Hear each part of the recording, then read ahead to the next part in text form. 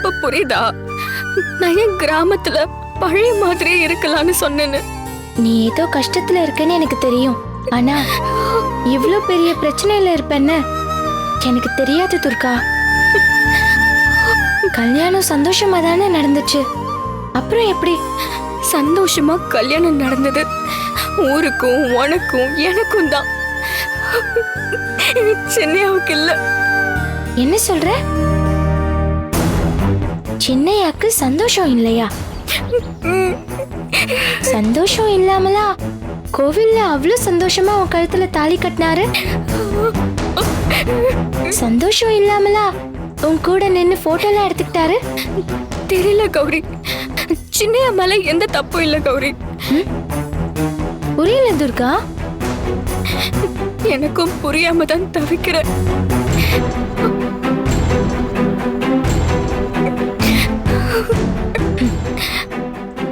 கௌரி, சின்னையா மேல எந்த தப்பும் இல்ல, என் மேலதான் எல்லா தப்பும்.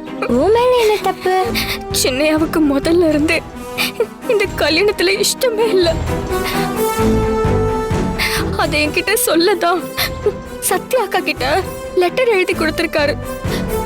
நான் தான் அந்த லெட்டரை அப்புறம் படிச்சுக்கலான்னு சாமி கிட்ட வச்சேன். ஆனா ஏன் தலை எழுத்து நான் படிக்கிறதுக்கு முன்னாடியே தீயில எரிஞ்சு போச்சு. அந்த லெட்டரை படிக்காம விட்டது ஏன் தப்புதான் கௌரி.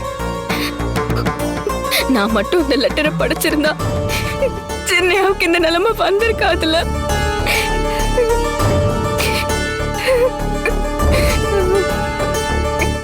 துர்கா, நீ லெட்டரை படிச்சிருந்தா சின்னையாக்கு இந்த பிரச்சனையே வந்திருக்காது. உன்னை நினைச்சா எனக்கு ரொம்ப பெருமையா இருக்கு. இந்த துக்கத்துல கூட உனக்கு சின்னையா மேல எவ்வளவு அக்கறை. அடுத்தவங்க நல்லா இருக்கணும்னு நினைக்கிற யாரும் கெட்டு போனதா சரித்திரமே இல்ல. நீயும் நல்லா இருப்ப துர்கா. சீக்கிரமே உன் நல்ல மனச சின்னையா புரிஞ்சு பாரு. நான் சொல்றேன் துர்கா, நீயும் சின்னையாவும் சந்தோஷமா வாழதான் போறீங்க.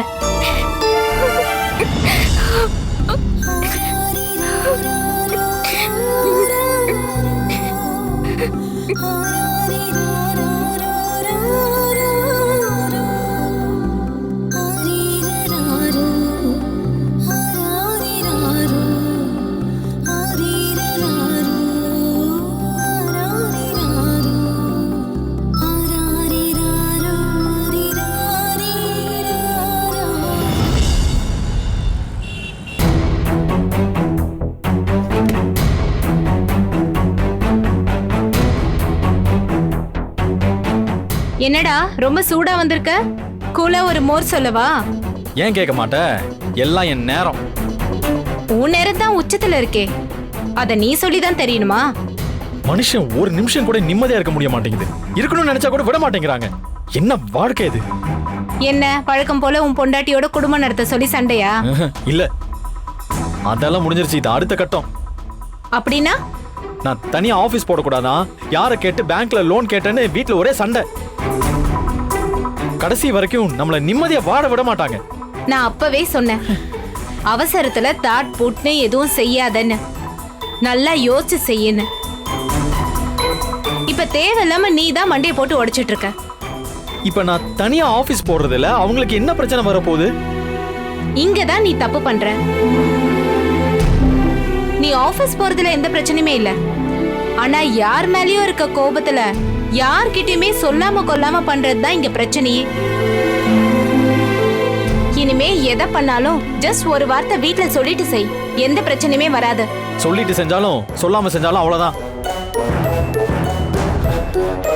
என் வாழ்க்கை எங்க போய் முடிய போகுதுன்னே எனக்கு தெரியல இப்போ. டேய், நான் ஒரு முக்கியமான விஷயம் சொல்ல மறந்துட்டேன். என்ன சொல்லு? நிஷாவுக்கு டைவர்ஸ் வாங்கி கொடுத்தல, அவங்க அண்ணன் தாசு உன் மேல பயங்கர கோவத்துல இருக்காண்டா. சேம்பர்ல இருந்தவங்க எல்லாம் சொல்லிட்டு இருந்தாங்க, அதனால கவனமா இரு. நம்மள மாதிரி ஆளுங்களுக்கெல்லாம் இதெல்லாம் சகஜம். பாத்துக்கிறேன், விடு. இந்த அசால்ட் தாண்டா உன்கிட்ட இருக்கிற பெரிய பிரச்சனையே. சொல்றத சொல்லிட்டேன், கேர்ஃபுல்லா இருந்துக்கோ, அவ்வளவுதான் நான் சொல்வேன். அதெல்லாம் இருக்கட்டும். சீக்கிரமே புதுசா ஒரு ஆபீஸ ஓபன் பண்ணியே ஆகணும். அதுக்கான வேலையை மட்டும் பாரு நீ. ம்.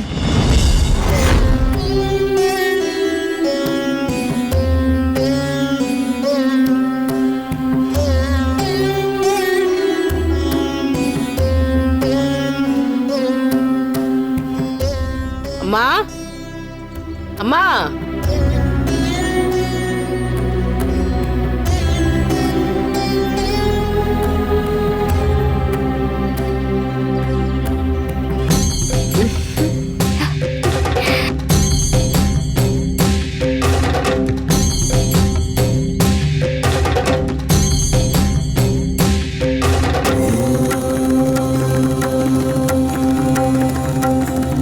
அம்மா, என் புள்ள ஒரு பெரிய நோயில கஷ்டப்பட்டுட்டு இருந்தான். சமயபுரத்து அம்மா கிட்ட என் புள்ளைய காப்பாத்துனா மடிப்பிச்சை அரிசி வாங்கிட்டு வந்து உனக்கு பொங்கல் வைக்கிறேன்னு வேண்டியிருந்தேன். என் புள்ள இப்போ அந்த சமயபுரத்தை மருளால நல்லாயிட்டாம்மா. அதனால நான் நேர்ந்துகிட்ட மாதிரி மடிப்பிச்சை கேட்டு வந்திருக்கம்மா. உன் முகத்தை பார்த்தா ஆத்தா முன்னாடி சாமி கும்பிட்டா மனசு எப்படி அமைதியாகுமோ அப்படி இருக்குமா. நீ கொடுக்க போற அரிசியும் அம்மனு காக்க போற பொங்கல்ல இருந்தா உனக்கும் புண்ணியந்தாம்மா.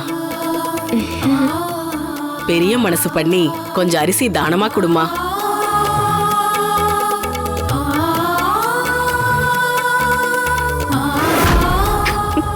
என்னம்மா, உன் புள்ளைய சோதிக்க வந்திருக்கியா?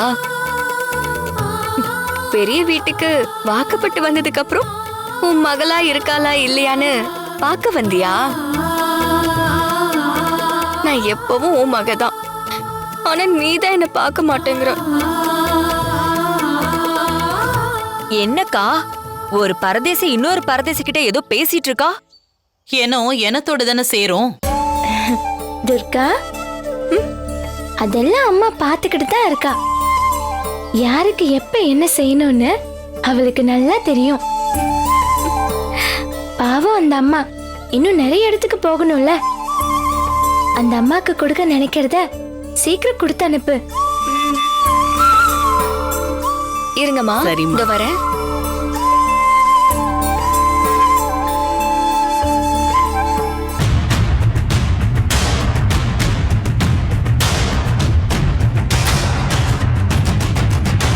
அது சரிக்கா, இந்த சிறுக்கி எதுக்கு இவ்ளோ வேகமா உள்ள போறா? நானும் அதைத்தான் பாத்துட்டு இருக்கேன். வா, போய் என்னன்னு பார்க்கலாம்.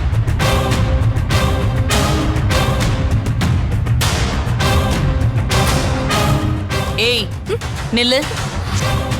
என்ன பண்ணிட்டு இருக்க? அக்கா, வெளியில இருக்கிற பரதேசிக்கு பசி ஆத்துறதுக்கு வீட்ல இருக்கிற இந்த பரதேசி நம்ம வீட்ல இருந்து அரிசி எடுத்துட்டு போறா. இல்லம்மா. ஏண்டி, உனக்கு எவ்வளவு தைரியம் இருந்தா என் வீட்டு அரிசி எடுத்து எவ்வளவு ஒரு பஞ்ச பரதேசிக்கு கொடுக்க போவ? சொல்லுடி. கொஞ்சம் இருங்கம்மா. அவ்வளவு திமிர் ஆயிடுச்சா உனக்கு? அம்மா இல்லம்மா, அவங்க சமயபுரத்து அம்மனுக்கு மடிப்பிச்ச அரிசி வாங்கி பொங்கல் வைக்கிறேன்னு வேண்டுதல் வச்சிருக்காங்கம்மா. அதனாலதான் அரிசி எடுத்துட்டு போனேம்மா. தானம் பண்றியா? தானம்? ஹேய், என் வீட்டு அரிசிய என் வீட்டுல வேலை செய்யறவங்களே திங்க விட மாட்டேன். நீ என்னடானா எவ்வளவு ஒரு பரதேசி வேண்டிக்கிட்டு மடிப்பிச்சை கேட்டு வந்தாலாம், இவ தானம் கொடுக்க நினைச்சாலாம். யார் வீட்டு அரிசிய யாரு தூக்கி கொடுக்கறது? என்ன பெரிய வீட்டு மருமகங்கிற நினைப்பு லேசா எட்டி பாக்குது போல இருக்கு. அந்த நினைப்பை எல்லாம் இப்பவே தீய வச்சு கொளுத்திரு. இத பாரு, ஒழுங்கு மரியாதையா கீழே சிந்தின அரிசிய ஒரு ஒரு அரிசியா எடுத்து தொடச்சு அத அரிசி டப்பால போடுற, இல்ல கொன்னுடுவேன் உன்னை. அக்கா, ஐயோ, ஒரு அடினாலும் சரியான அடிக்கா. நீ வா, தானம் கொடுக்கறாளாம், தானம்.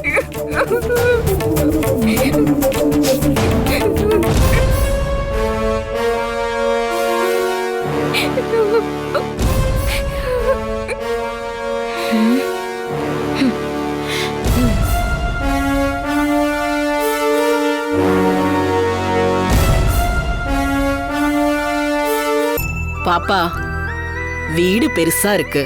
ஆனா இந்த வீட்ல இருக்கிறவங்க மனசுதான் ரொம்ப சின்னதா இருக்கு. பரவாயில்ல பாப்பா, நான் வேற வீட்டுக்கு போறேன்.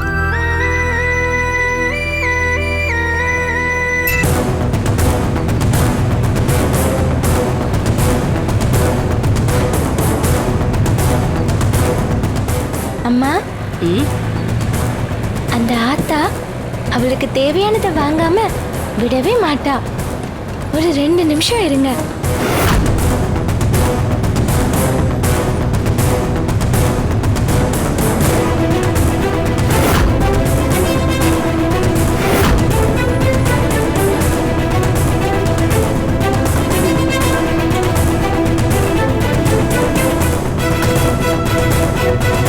மா, என்னையா இந்த மாசம் அரிசி மூட்டை வந்திருக்குமா? உள்ள கொண்டு வந்து வை. சரிம்மா.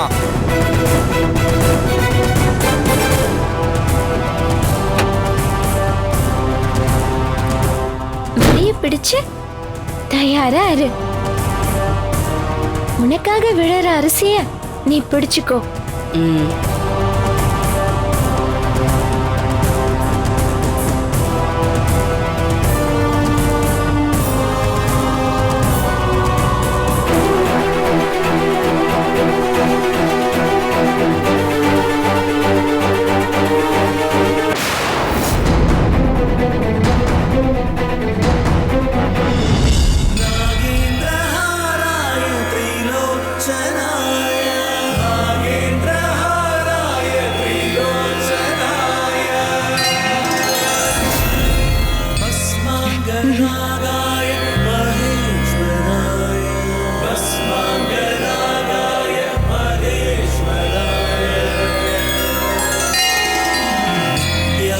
शुद्धाय दिगंबराय नित्याय शुद्धाय दिगंबराय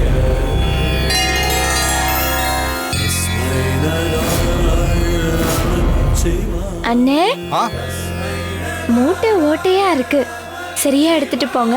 சரிம்மா.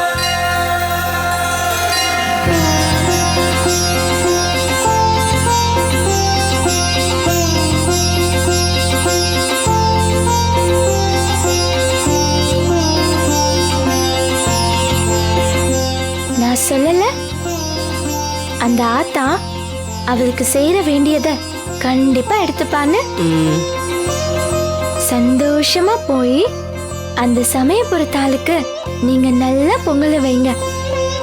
பாப்பா, அந்த அம்மனே வந்து பேசுற மாதிரி இருக்கு. நீ நல்லா இருக்கணும். நான் வரேன். ம்.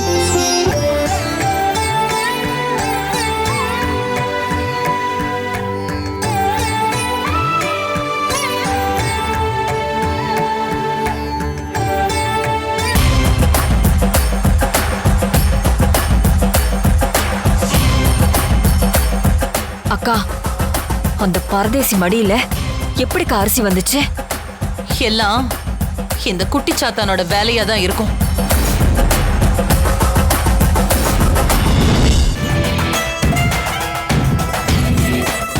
ஜனா, அசோக் கிட்ட என்னடா பிரச்சனை? அது ஒண்ணு இல்லண்ணே, நம்ம கிட்ட ஒரு வார்த்தை கூட சொல்லாம அவனே முடிவெடுக்க ஆரம்பிச்சிட்டான். அதான். என்ன முடிவெடுத்தான்? ஏதோ தனியா ஆபீஸ் போட போறானா. அதுல என்னடா தப்பு இருக்கு? அதுல ஒன்றும் தப்பு இல்லைண்ணே. ஆனா ஆபீஸ் போடுறதுக்கு பேங்க்ல லோன் கேட்டிருக்கான். பேங்க் மேனேஜர் நம்ம குடும்பத்தை பத்தி என்ன நினைப்பாரு, அதுக்கு தான் நான் சத்தம் போட்டேன். நீ சத்தம் போட்டதுல தப்பு இல்ல. இப்ப நாம ஒரு விஷயத்தை கையில வச்சிருக்கும் போது எல்லா பக்கமும் ஜாக்கிரதையா இருந்தா தான் நம்மளால நாம நினைச்சதை செஞ்சு முடிக்க முடியும். நீ இந்த சின்ன விஷயத்துக்காக அசோக் கிட்ட முறைச்சுக்கிட்டு நின்னா நாளைக்கு தாலி பிரிச்சு போடுற ஃபங்க்ஷன்ல அவன் எப்படி உன் பேச்ச கேட்பான்? உன் மேல இருக்கிற கோவத்துல அவன் சொல்லாம கொள்ளாம எங்கேயாவது போயிட்டான்னா அவனை யாரா தேடி கண்டுபிடிக்கிறது? தப்புதான். ஜனா, யோசிடா. நாம எவ்வளவு பெரிய பிரச்சனையில இருக்கோம்னு உனக்கு எனக்கு மட்டும்தான் தெரியும். ஏதாவது ஒரு சின்ன தவறு நடந்தாலும் காலன் ஐயா நம்மளை விட்டுருவாரா? மன்னிச்சிருங்க, சின்னதா அவசரப்பட்டுட்டேன். போனது போகட்டும், இனிமேலாவது கவனமா இரு. இந்த தாலி பிரிச்சு போடுற ஃபங்க்ஷன் எந்த பிரச்சனையும் இல்லாம நல்லபடியா நடக்கணும். சரிண்ணே. காலண்ணையா சொன்னதெல்லாம் ஞாபகம் இருக்குல்ல? அவர் நடத்துற யாகத்துல நாம இருக்கணும். அந்த யாகம் முடிஞ்சதும் அவர் கொடுக்கிற பஞ்சமுக விளக்குல கௌரியோட ரத்தம் பட்டு எண்ணெயில கலக்கணும். உருவ பொம்மைய கௌரி கையால அந்த அக்னி குண்டத்துல போட வைக்கணும். அண்ணே, நாம யாகத்துல இருந்தா இந்த ஃபங்க்ஷன் கரெக்டா நடந்துருமா? நம்ம இல்லைங்கிற தைரியத்துல இந்த ஃபங்க்ஷனை கெடுக்க யாராவது ஏதாவது பிளான் பண்ணிட்டாங்கன்னா? கவலைப்படாத. கௌரி இங்க இருக்கிற வரைக்கும் இந்த ஃபங்க்ஷனை யாரும் எதுவும் செய்ய முடியாது. ஏன்னா நடக்க போறது அவளோட சித்தி ஃபங்க்ஷன். அதனால எந்த இடைஞ்சல் வந்தாலும் அந்த குட்டிச்சாத்தான் ஈஸியா சமாளிச்சிடுவா. இதை தாண்டா நாம நமக்கேத்த மாதிரி யூஸ் பண்ணிக்கிறோம். அண்ணே, இதெல்லாம் சரியா நடக்கும்ல? நடக்கணும், நடத்தி காட்டணும். முதல்ல தாலி பிரிச்சு போடுற ஃபங்க்ஷனை பத்தி எல்லாருக்கும் சொல்லணும். வா. சரிங்க.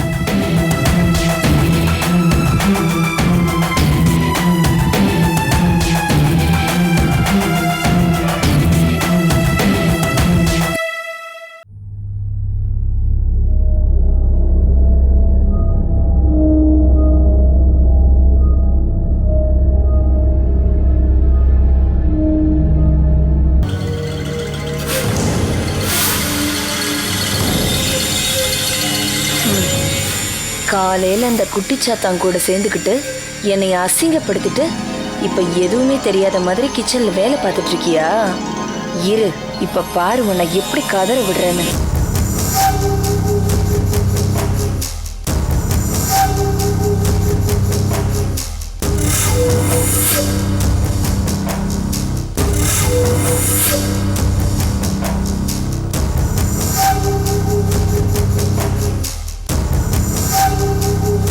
துர்கா, ஏய் துர்கா. அம்மா, ஏய், கூப்பிடுறது காதுல விழல?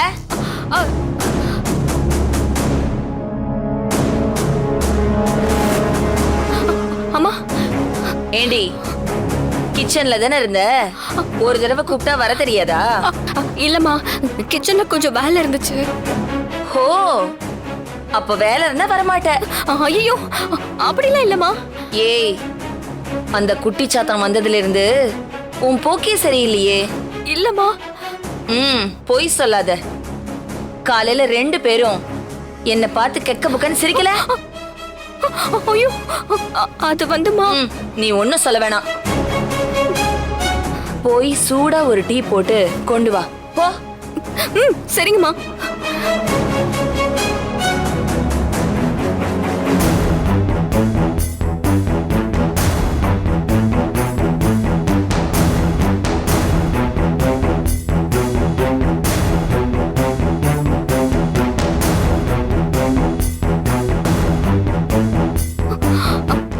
அம்மா, இந்தாங்கம்மா.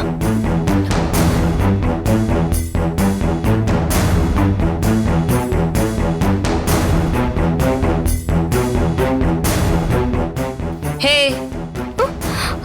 இங்க வா. அம்மா, சொல்லுங்கம்மா. உன்கிட்ட என்ன கேட்டேன்? ஏன் கிட்டயா? சூடா டீ கேட்டேன். பச்சை தண்ணியை போட்டு வந்திருக்க. இத மனுஷன் குடிப்பானா?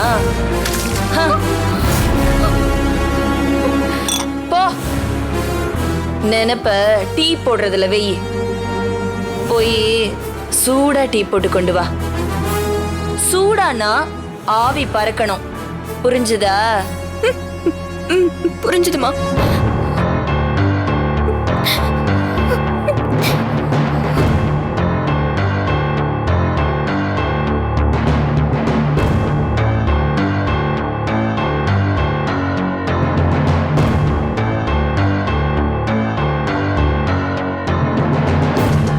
ஏய், சீக்கிரம் வாடி. இதோ வந்துட்டேமா. சூடா கொண்டு வா.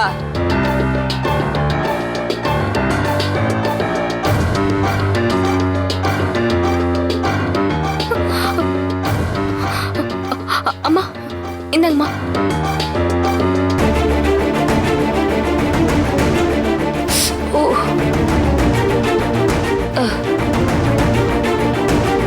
ஏண்டி மூதேவி, தெளிவா தமிழ்ல தானே சொன்ன ஆவி பறக்க தீ கொண்டு வான்னு. ஆவி பறக்கனா தெரியாது? தெரியாதா இல்ல போட்டு கொடுக்க கூடாதுன்னு திமிரா?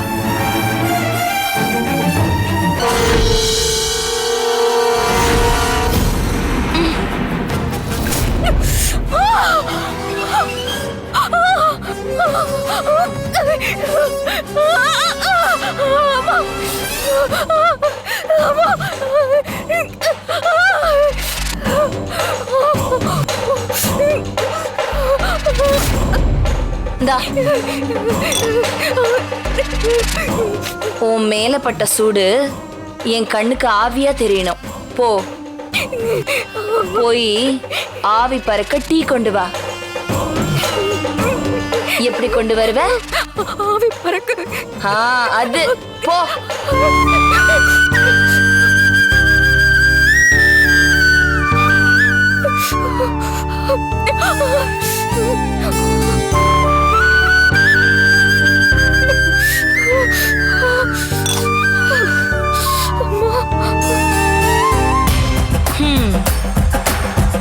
இப்படிதானடி காலையில நீயும் அந்த குட்டிச்சாத்தானும் சிரிக்கிறப்போ எனக்கு இருந்திருக்கும்.